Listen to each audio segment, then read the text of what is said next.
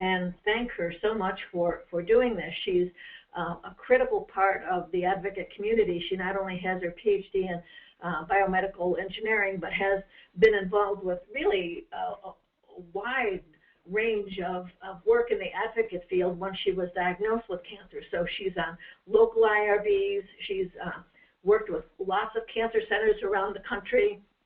She's been involved at the NCI level. So lots and lots of different areas where we can tap into her expertise. And for me, it's been wonderful to have her as a friend and as a consultant for CISN. So thank you, Carol, so much for doing this today.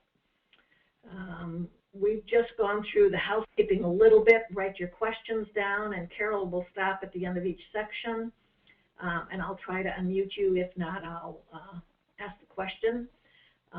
Today's talk is drug development. It's a part of our background knowledge that really, as effective advocates, we should know. But it's a hard piece of information to get, because unless you're involved at the FDA level, there aren't a whole lot of places to go to learn this material. So Carol's put together a really wonderful talk, and I think it'll be very informative for most of you. CISN's mission, again, is to continue this type of work with all different stakeholders. The content for the web and the PowerPoint, most of the web content was myself and Jane Perlmutter, and the PowerPoint content was all Carol and myself. And we have a editor who goes through all of our materials for us, Nora Carbine. So Carol, let's turn it over to you. Sure, thank you very much. For those of you who don't know me, I thought I should introduce myself. I am also recovering from pneumonia, so I'm coughing a lot, so I hope I don't blow your ears out in the process. But anyway, my background is biomedical engineering, but I was diagnosed with breast cancer in 2004. And so that's when I started my advocacy career. And I have really appreciated knowing Peggy and Patty, and they have been mentors to me. So right now, I'm an advocate with one of the cooperative groups, formerly known as the cooperative groups, part of NCTN. I'm an advocate with ECOG Akron, and I serve on their breast cancer and their experimental imaging groups. So it's nice to know all of you, and I hope at some point I'll get to meet you in person. So let's go on and talk about the learning objectives for this this particular webinar, which is, of course, on drug development. So by the end of the training, we will have accomplished all of our learning objectives. We'll identify how basic, translational, and clinical research all contribute to the development of new drugs. We'll understand the concept of right target, right drug, right dose, and right tumor, and how that guides the development of new drugs and devices. We'll become familiar with the regulatory processes that are involved in getting new treatments through clinical trials and into public use. And we'll study the economic challenges that are involved in the development of cancer drugs. And if we have time, I'd really like to discuss how we as advocates can help this process speed up, and how we can work to change it. Next slide. Training overview. So drug development is a really broad topic, and we can't possibly teach you everything there is to know about it in this presentation, but this should really give you a nice basis, a broad overview of how drugs are discovered, the processes that are involved in getting new treatments to patients, and the groups who are stakeholders in the process. So next slide. So the review of the research process. So as we all know, cancer is a word that makes people afraid. So one of the objectives of this webinar series, together with the work that we do as advocates, is to familiarize you with various aspects of cancer biology and research, so that it won't, hopefully, be as scary a topic, and we can communicate that to the people that we work with. So there's many different drugs that are available to treat cancer, and more are discovered every day. So in this presentation, we're going to discuss how a new drug gets from the bench, which is where discoveries are made, through translational research, which involves animal studies, to clinical trials, which is where patients receive the new treatment, and then finally to the clinic. Next slide. Impact of cancer. So as we all know, cancer is a major health issue in the US and worldwide. So if we look just at the United States, cancer is the second leading cause of death by disease in the US. It's surpassed only by heart disease. Nearly 1 of every 4 deaths by disease is from cancer. And this year alone, 1.6 million people are expected to be diagnosed with cancer.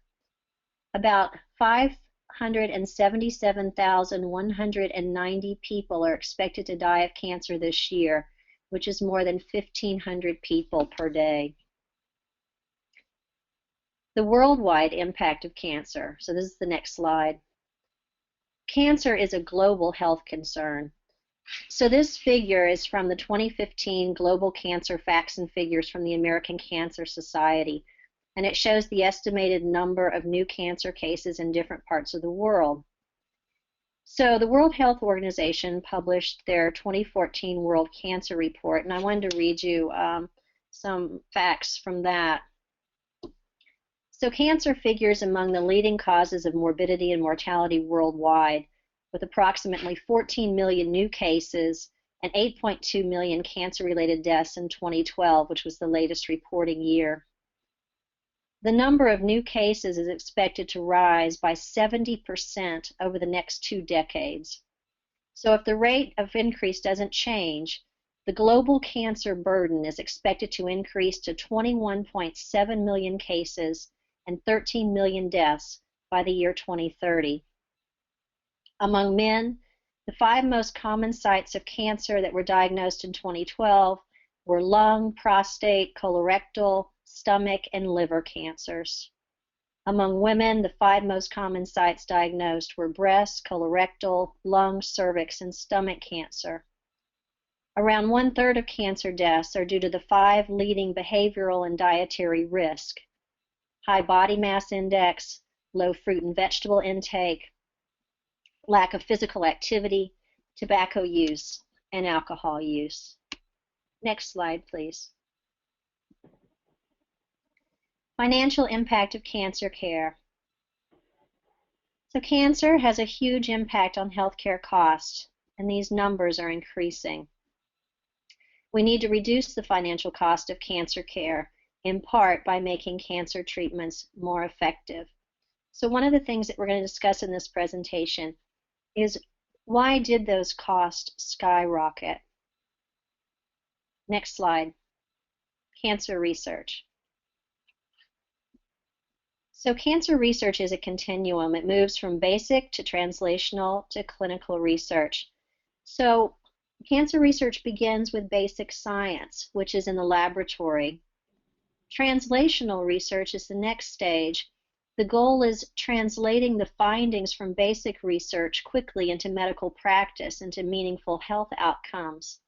Then when you move into the clinic, that's where the new treatment is studied in patients. Next slide. Basic research forms the foundation of all medical research. This is one of the things that I don't really think that the general public understands. And if you get an opportunity to lobby for medical research, either with your local representatives or up on Capitol Hill, please be sure and emphasize the points that basic research, as I said before, forms the foundation of all medical research.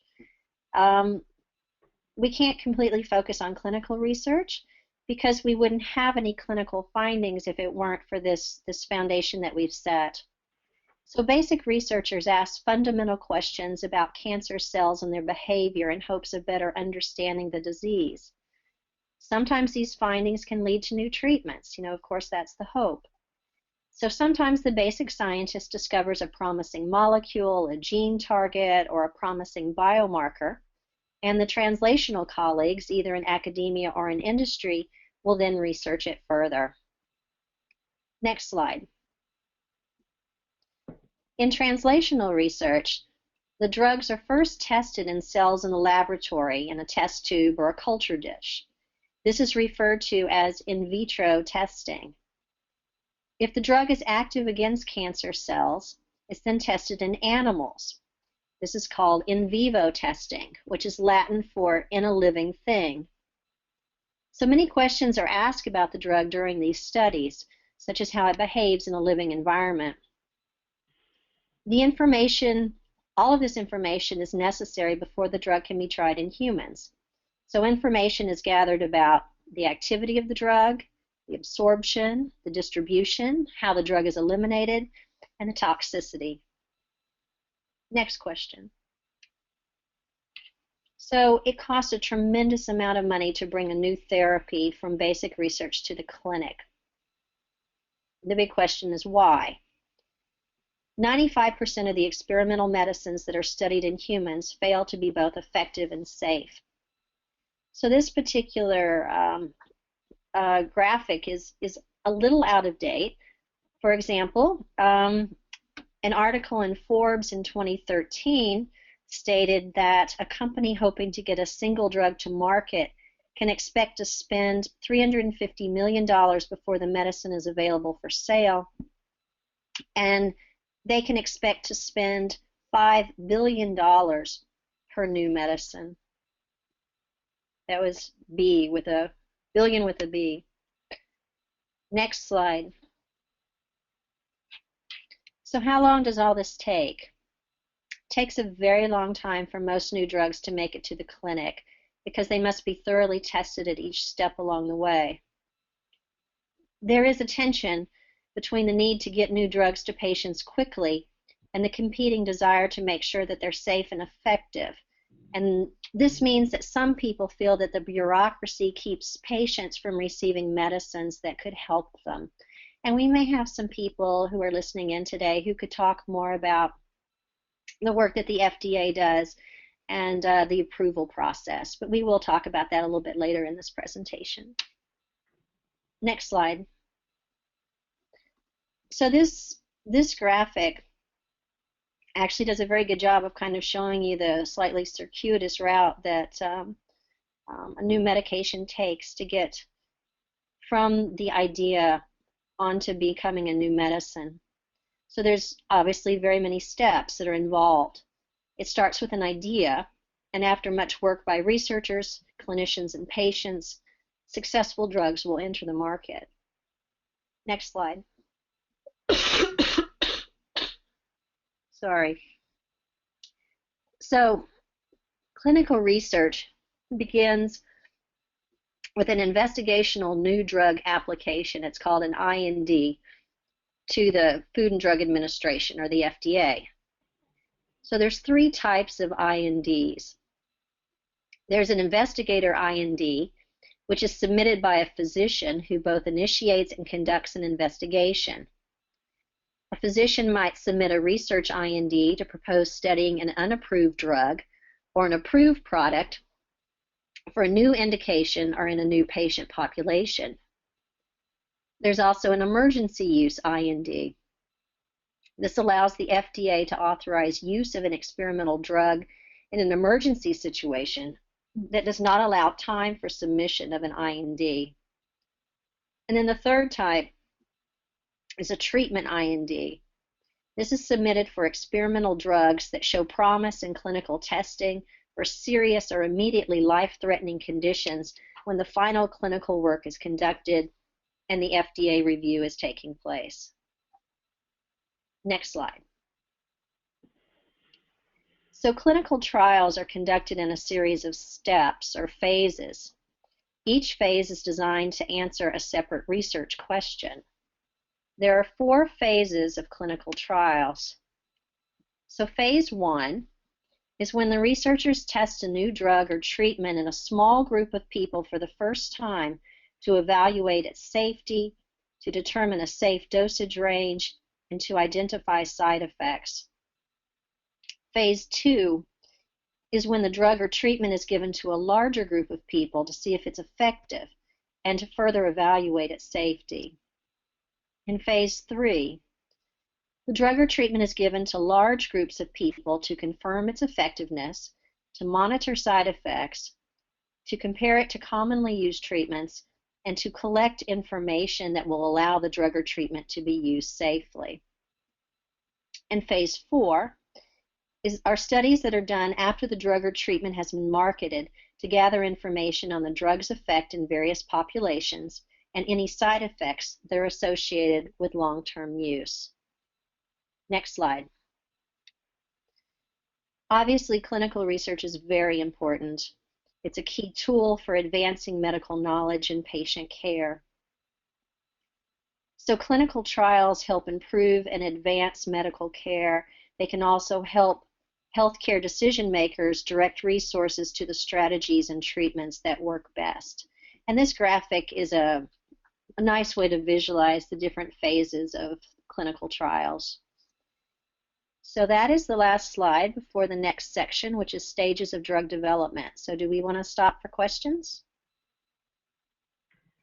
So I don't really see any questions at this point, so I think we can move on. Okay. So the stages of drug development.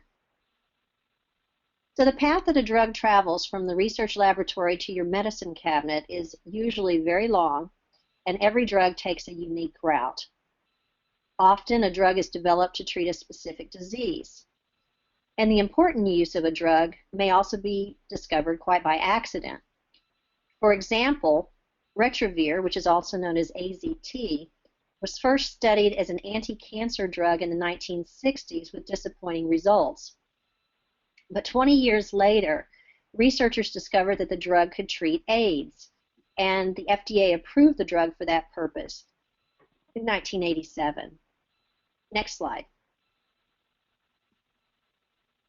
So historically, drugs were discovered through identifying the active ingredient from traditional remedies or by accident.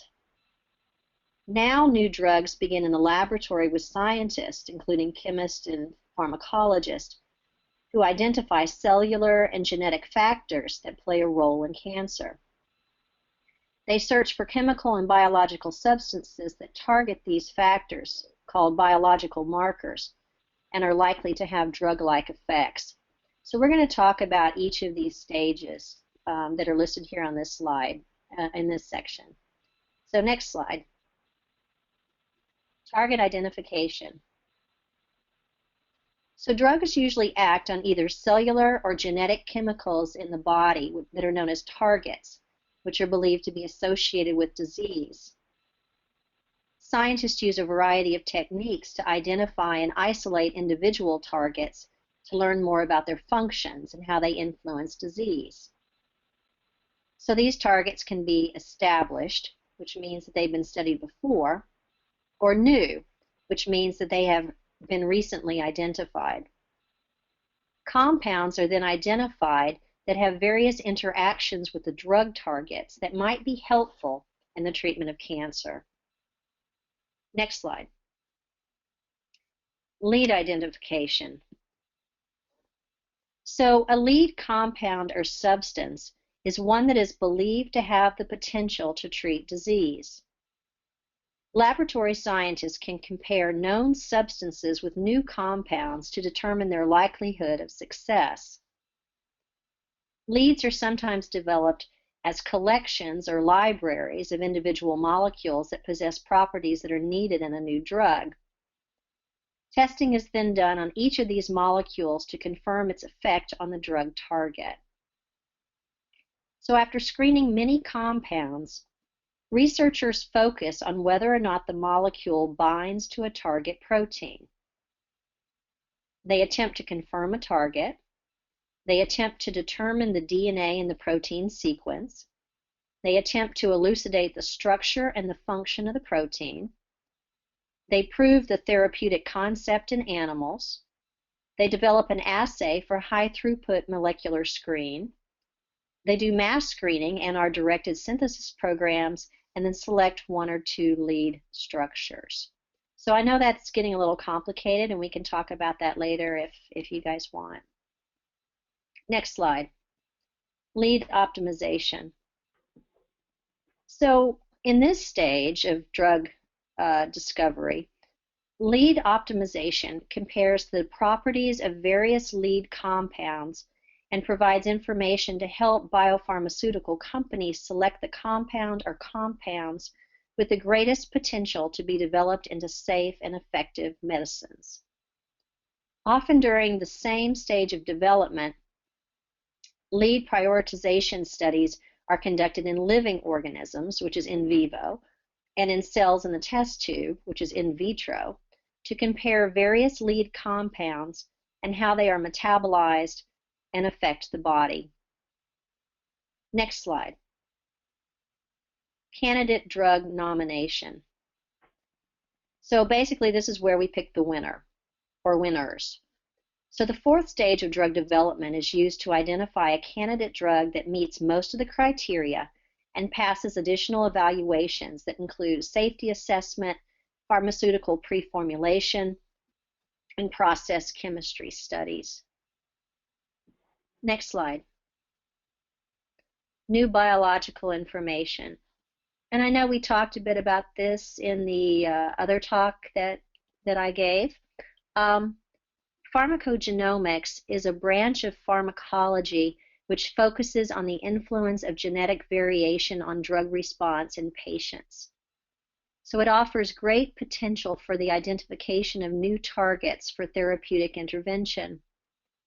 Genomic profiling of individual diseases will help identify many potential targets. And genomic profiling of individual diseases will help identify subgroups of patients that will benefit from a targeted therapy and others that may not. That's when we talk about responders and non-responders. Next slide. Fundamental questions. So there are important fundamental questions that scientists ask when developing new drugs. So here are some of the questions. Is the biological process targeted directly implicated in the development and the progression of the disease?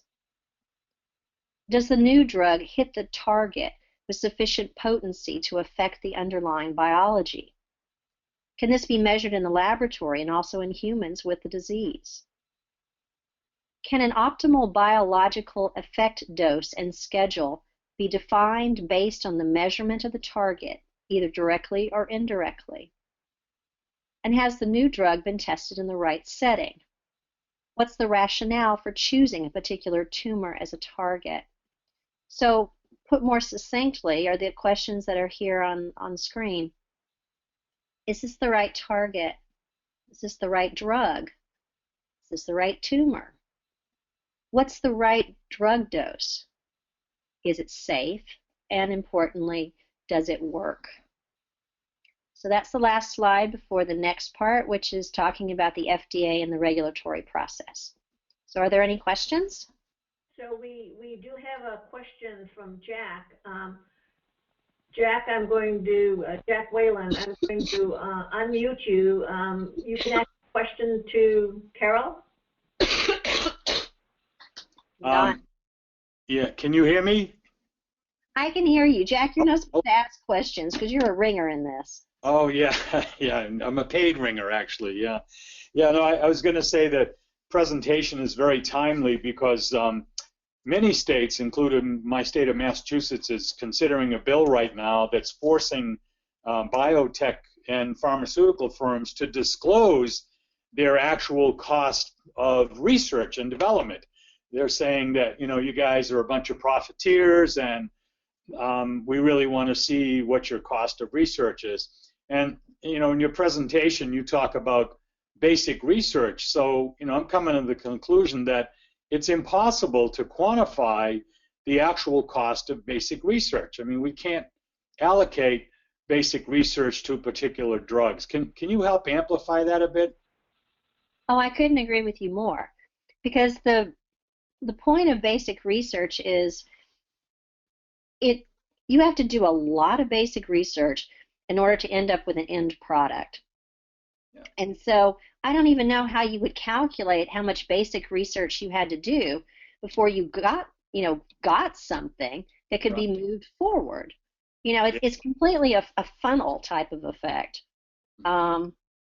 So all I could say is that a company would have to calculate how much money that they spend on basic research, and then how many actual, treatments that they get in the end. But I don't know. I don't know how they could. I mean, we know how many dollars are spent on basic research, but how you can correlate that back to a drug, yeah, to a particular drug. Yeah. And the other thing that makes it very complicated is the fact that we're finding new uses for older drugs. So how is that calculated? But no, that's very interesting legislation. I was unaware of that, so thank you for. Yeah, there's a strong move. You're going to see more and more of that. They're looking for these abuses that these nasty profiteers are pursuing. So be on the lookout. But I think this is a particularly important point for advocacy, especially legislative advocacy, is that we need to be ready to stand up for the people who develop these great therapeutics. It's just my personal opinion. So thanks again, Carol. This is a great presentation. Appreciate it. Sure. And Jack, again, I couldn't agree with you more.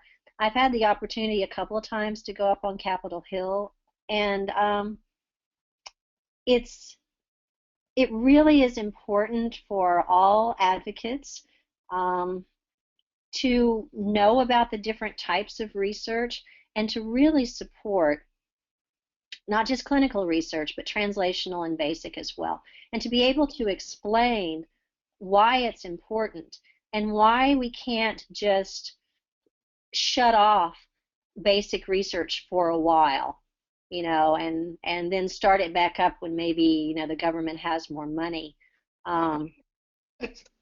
Research definitely is a continuum, and you can't just cut it off at some point and then expect to restart and everything just flows along beautifully.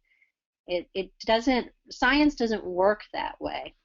So the more that we can educate not only our legislators but the general public about science, as far as I'm concerned, the better off we will all be.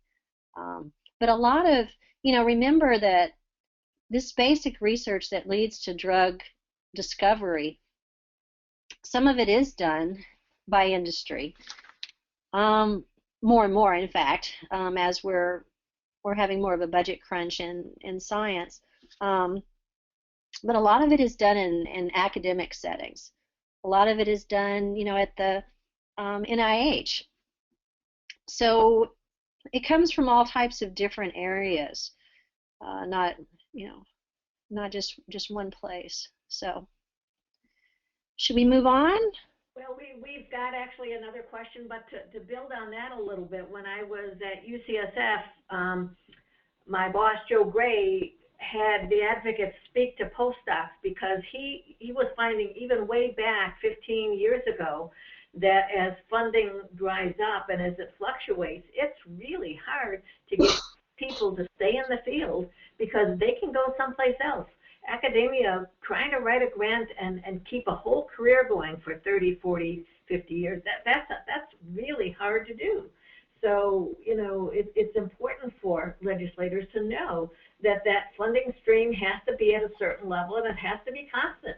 Shutting it down, slowing it down, all of that affects all kinds of things, and one of them is key people leave the field.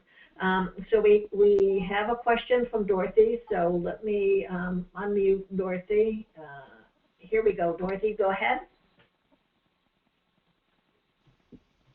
Hi, my question is, as we move more into the area of where you're looking at genomics and DNA sequencing and so on, are we seeing any greater efficiencies in terms of discovery or drug development coming from that more specific approach to things, or is that not happening?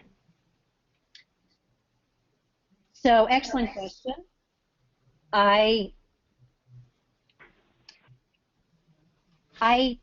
do not have a paper sitting in front of me that has the answer. I would suspect yes. I should probably go and do a little bit of research before I give you a definitive answer. But I would, my opinion is that yes, as we learn more about, as you pointed out, genomics, genetics, pharmacogenomics, then we are better able to not only, and we have the high throughput screenings, we're better able to identify these compounds that would work, and we're better able to choose the people in which they would be effective.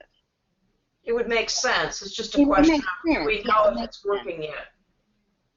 And I don't know that. I don't know if someone who works a lot with pharma like Jack, if he has an answer, but I would have to go to the literature and see whether I could pull up an article that actually states that. But I would suspect yes. Great, thanks. So along that line, Carol, what I was wondering is all of these companies have databases of compounds, and they're all sifting through it, manually screening this and looking for that. And now they know what some of the targets are and some of the biomarkers. They can match this with that. And so they all have excellent chemists. And how does one company select one versus another? Do they have people who talk to each other so competing companies aren't looking at the same thing? I mean, it seems like if 4 people are looking at the same thing, that would be complicated. There's just, from an industry point of view, this is a nightmare, trying to get a new drug out there and still make money. I think it's a really tough thing for people to do. And even though we've got big databases now and we've got excellent chemists, you still have to get something all the way through that works and that's effective and that's better and that's not toxic and that your competitor doesn't have. So I don't know if you have any information on how that's worked out. Well, I don't have any insider information, but I can tell you that the first person who comes out with something obviously is the one who's going to financially benefit from this. So you do want to be first in the market. There is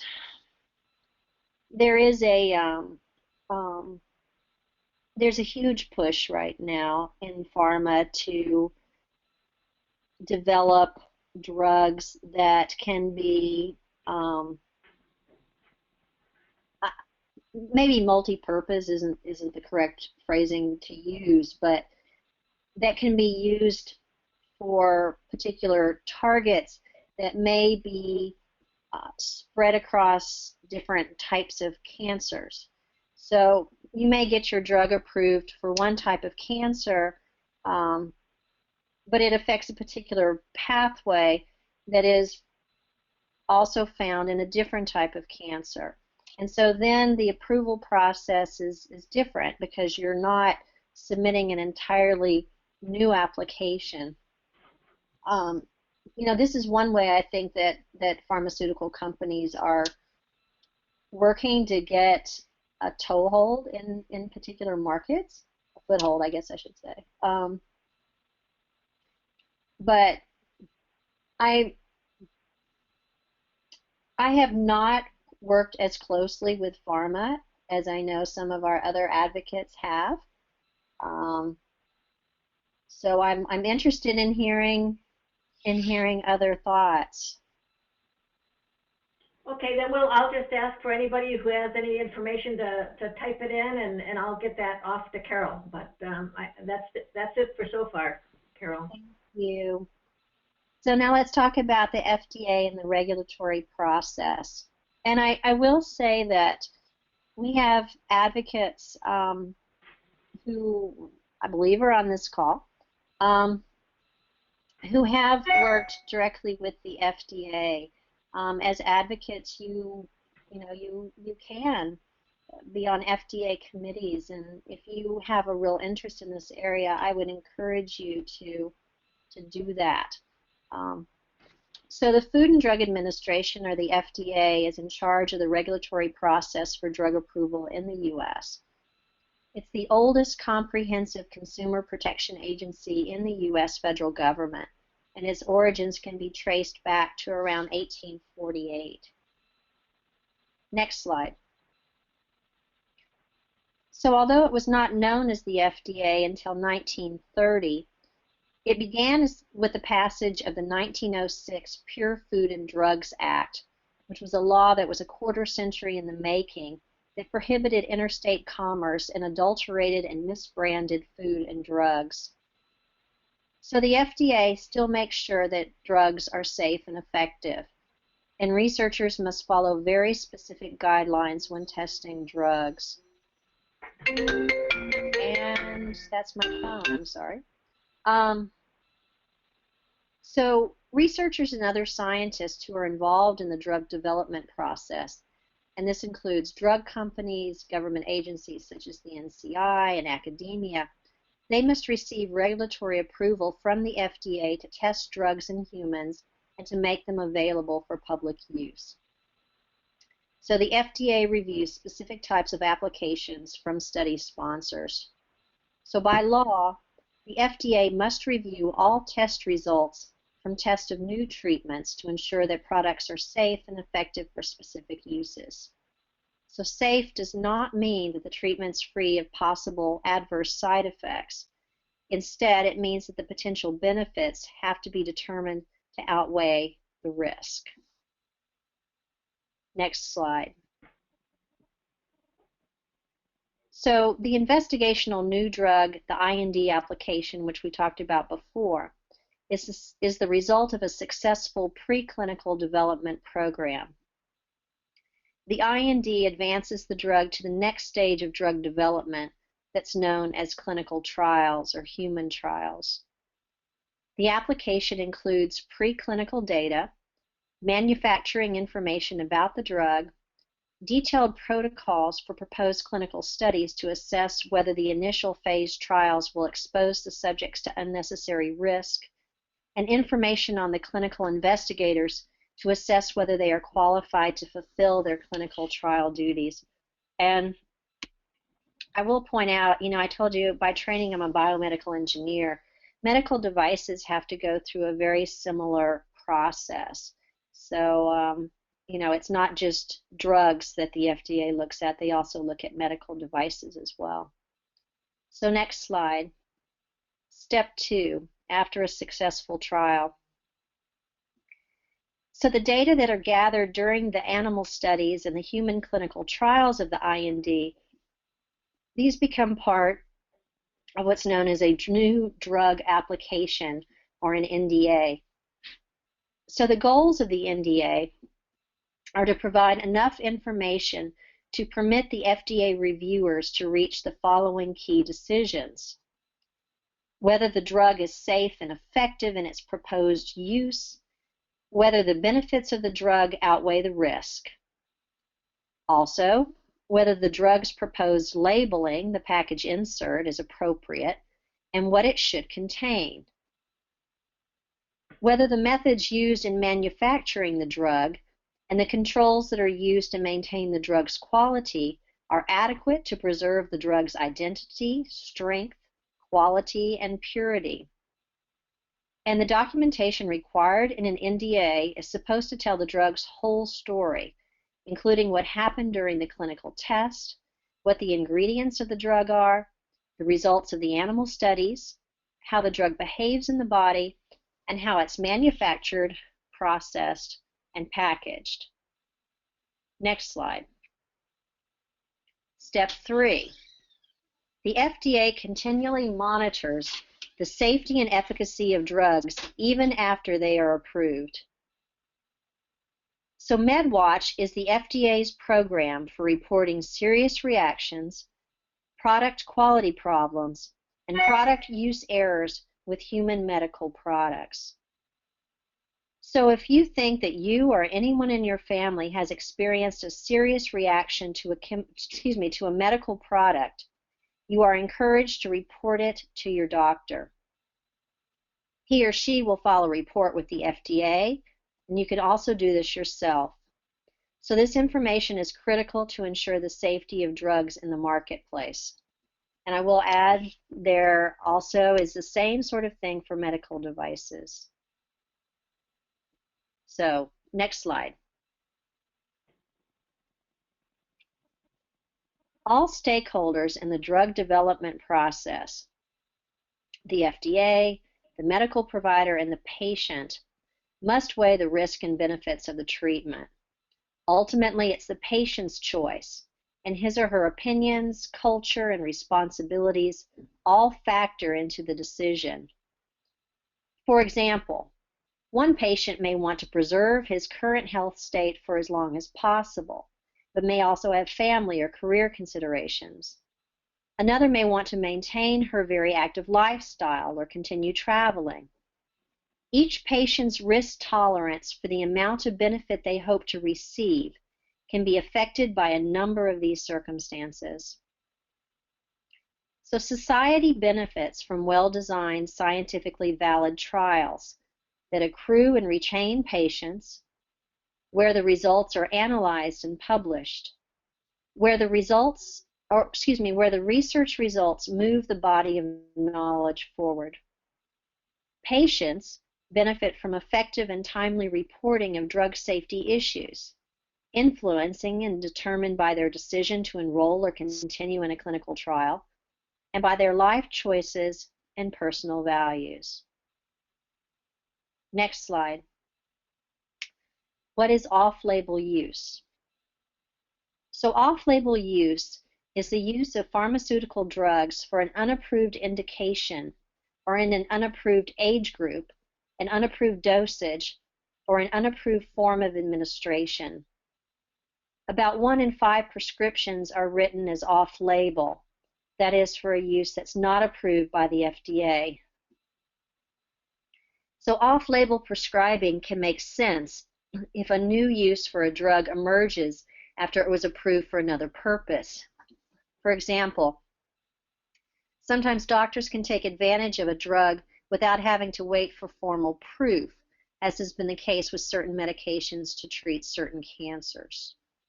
So if you can, zoom in and take a look at that particular graphic, which comes from the FDA, because it really is quite helpful and interesting.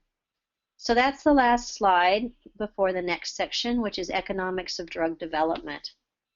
So do we have any questions? So I don't see any from anybody else, but I have one, Carol, and maybe it's just a comment, maybe it is a question. When politicians leave Congress, they tend to go to K Street and become a lobbyist. Mm-hmm. And there's this sort of revolving door sort of thing. Well, I've heard for years from advocates that as industry people leave industry, they tend to go to the FDA.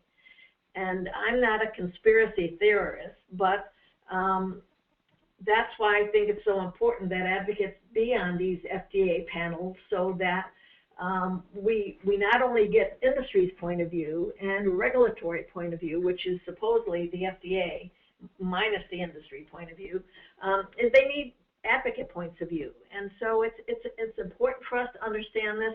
It's important to be at the table. And so just to encourage people to be on that. And I don't know if anybody on the call has been involved with any of that discussion or has any feeling for that. I do think it's important that advocates are there at that table as decisions are made. Absolutely. And, as I said before, I would encourage everybody who is listening on this webinar and who listens to it in the future, go to the FDA website, see how you can get involved, because it does add another voice to the discussion, the voice of the patient, which is one that obviously is extraordinarily critical. So everybody go sign up. So the next section is the economics of drug development. As we talked about before, drug development is expensive. It's extraordinarily expensive. The costs are high for all phases of drug development, from discovery through clinical trials. Next slide. So why is drug development so expensive? The answer is very complicated. The odds of a new drug advancing to the clinic are high. Only about 32% of drugs that are put into human studies will make it to phase 3. And those failures, which is nearly 7 out of every 10 drugs, will cost about $40 million each, with some pre-phase 3 programs costing as much as $100 million. So once those drugs make it into phase 3, the trials, partly because they involve so many people, so many patients, can cost anywhere from hundreds of millions of dollars on average to more than $2 billion. It depends on the disease. So if you do a little bit of reading on drug development and the costs behind it, you'll come across a couple of important papers. So the Tufts Center for the Study of Drug Development came out with a paper a couple of years ago, and they said the main hurdle in developing a drug from bench to bedside, which is from laboratory to treatment, is that the chance for a new candidate to make it onto the shelves is about 1 in 5,000. Drug development may take anywhere from 5 to 30 years. 10 years is an average. Roche's breast cancer drug, Perjeta, for example, was approved a quarter of a century after the basic science behind it was discovered in the 1980s. Next slide. Economics, current concerns.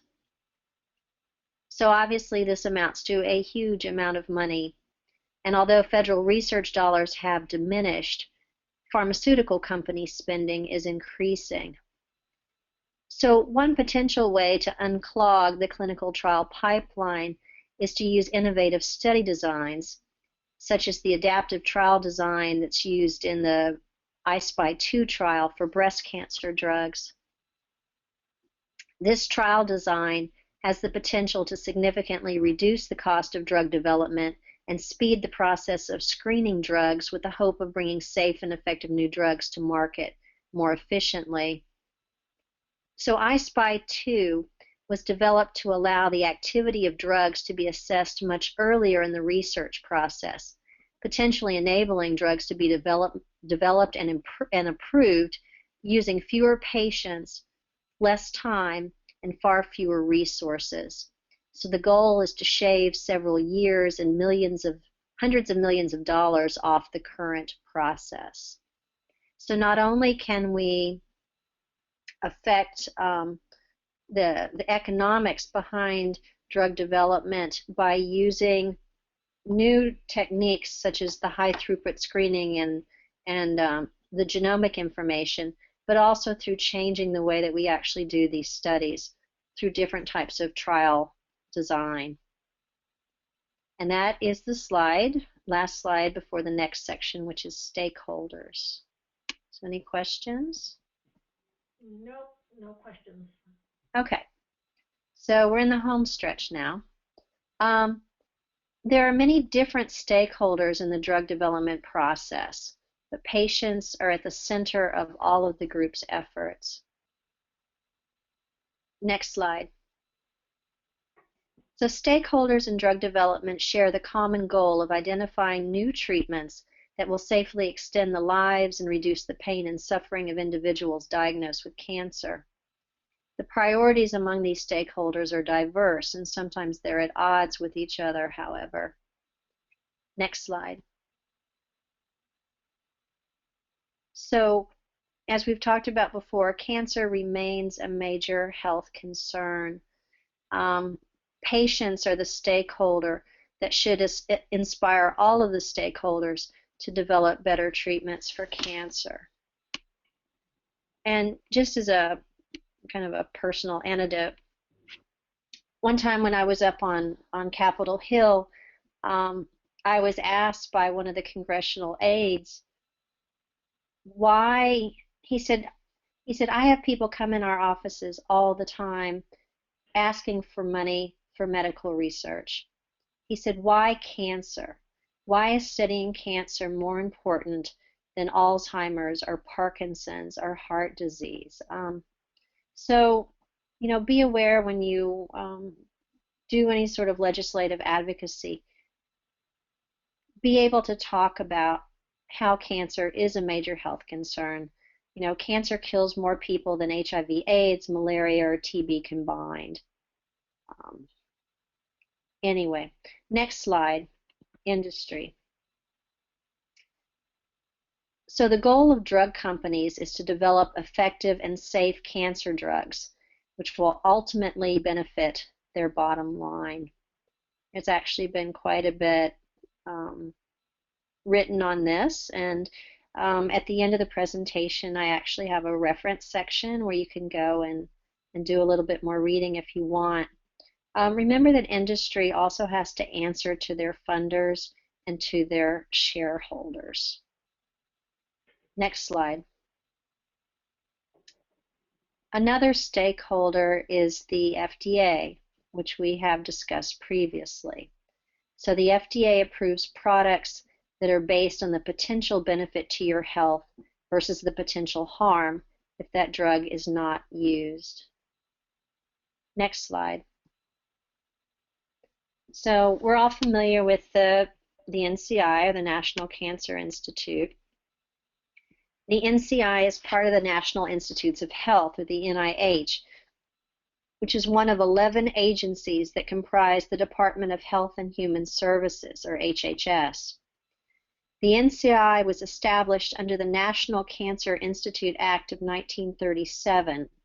It's the federal government's principal agency for cancer research and training.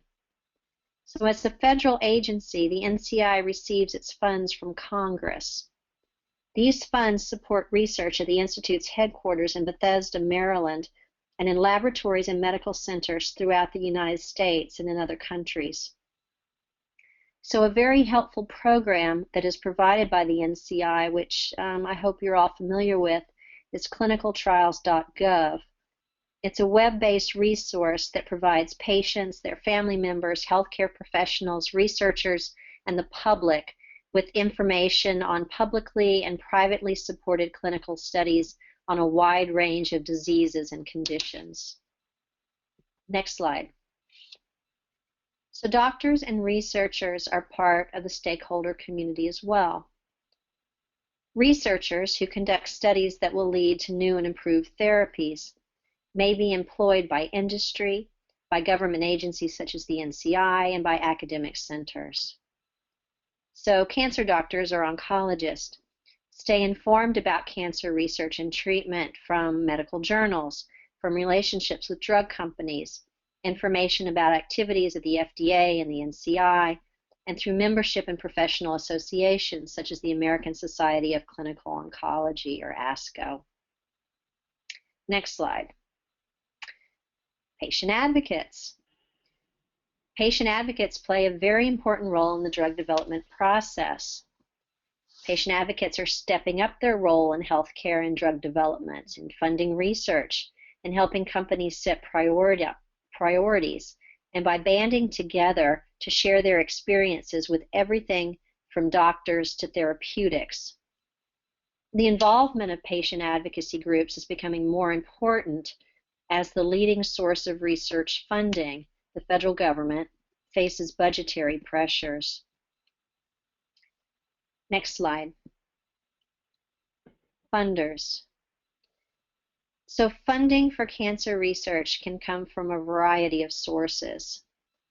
Industry provides most of the funding, but they favor late-stage research and clinical trials. The U.S. government supplies approximately 30% of research dollars. Charities and nonprofits also grant research funding. This graphic, though, shows a financing gap in the target lead discovery and validation phase on into preclinical development. This contributes to the pipeline clogging that we discussed earlier. And that is the last slide before the summary. Any questions? Yeah, we have a question from Joan. Joan, I've just unmuted you if you'd like to ask Carol. Hi, Carol. I'm Joan Darling, and I'm a patient advocate with the Children's Oncology Group. So I deal with a lot of rare cancers and specifically sarcomas. This past week, the FDA approved a new drug specifically for soft tissue sarcomas. That was a very rare event, and people in the community were extremely happy to have that done. But the same drug was approved by the European Union in 2007, which meant that it was not available to people in this country for use except on clinical trials for 8 years. It seems that for rare cancers, such as sarcomas, that international collaboration and agreements between the FDA and regulatory agencies in other countries, for example, the EU put all their regulatory agencies together, all the countries did to speed up the process of approving and marketing drugs, that something like that should be able to be done. It would have saved, I don't know how much money for Janssen Pharmaceuticals to have to redo a lot of the clinical trials, and would have made it available to patients a lot sooner. So do you see anything on the horizon that looks for more international collaboration, particularly for rare cancers? Well, excellent question, and I wish I had good news for you. I am not aware of anything. You know, I think that it's very well known that this is an issue. There are not, as to the best of my knowledge, there are not active steps being taken to really improve this process. I will do a little bit of research and I will get back with you guys on this. Peggy, are you aware of anything? Well, just transientally, that when I was at UCSF, there was an amazing discovery made in their breast oncology program with an immunoliposome, and this was like 20 years ago. And it got all the way to the point where it was as far as it could go at UCSF, so it was bought out by industry to take it the next step. And to the frustration of everybody there, because everybody was all excited that within a year or two this was going to be available. They started all the way back from the beginning again with animal testing, and 2 or 3 years of that, and then 2 or 3 years more of clinical trials. I mean, it took maybe 4 times longer than anybody had imagined. And when we pressed and pressed and pressed and pushed, and you know, it was hard to get answers, but it came down to liability, that they were not going to accept the data from UCSF, that they were going to have to do their own testing. And even though they saw the promise and they saw the results, they redid everything. And they never said liability, but that's what everybody put together in their head. So I don't know if it's the same issue here.